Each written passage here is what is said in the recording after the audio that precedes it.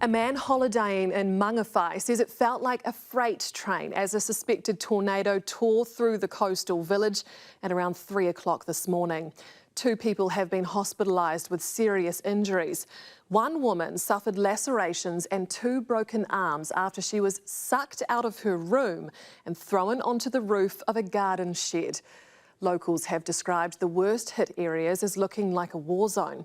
Homes have been destroyed and cars crushed by fallen trees. Downed power lines caused outages to nearly 5,000 properties, and residents were warned to stay indoors over fears they could still be live. A cordon has been set up around Mangawhai village and a welfare centre opened for affected residents today. Senior correspondent Lisette Reymer has more. Life in Mangawhai has been turned upside down. Homes ripped apart, families in shock. I woke up with this unholy bang and I thought, what's happened? The extent of what had happened is still sinking in for everyone. It's like a war zone, and it's so sad. Insulation decorates the road like snow, remnants of a summer nightmare that has stripped houses, pushed buildings over and uprooted trees. The wind obliterating the speed limit, hitting over 120 kilometres an hour. Concrete power lines unable to withstand the force. We've got 55 holes in our roof, and it's from tiles just being catapulted from the next door and hitting our house at high speed. If you'd been outside, you could have been killed. At the heart of the devastation and disbelief is Old Waipu Road. And you get thrown into a wardrobe to save your life because your whole house is blowing up around you. Nick and Penny Beatu's dream home, only a year old, is littered in glass, a hub of shock. I thought the house was about to rip away with us, like the one next door. It looked at me, he's like, tornado, and just like threw me in the room. Then they heard their neighbour Tina screaming for help, sucked out of her bedroom and thrown onto the roof of the garden shed. The whole neighbourhood ended up coming out to help. We were just the first one on the scene because we're right here. Tina is Alan Johnson's 52-year-old daughter. She's okay. She's very, very lucky to escape from that. She's now waiting for surgery.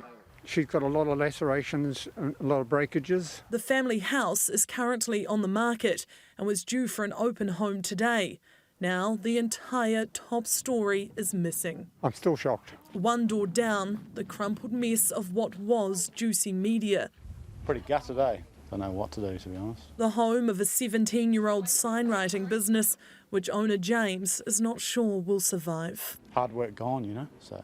A popular holiday destination, the 3 a.m. tornado came for many visitors out of nowhere. I heard this roar go past the window. It sounded like a freight train. I felt the room felt like it was almost in a vacuum, and the next thing, the windows smashed and I was covered in glass. The cars outside the motel bore the brunt of a falling oak tree, and Graham escaped with just a few cuts. Just lucky I pulled the sheet up at the right time. So a sheet to protect yourself. A sheet to protect myself. But their beach getaway is over, and they're not the only ones packing up early.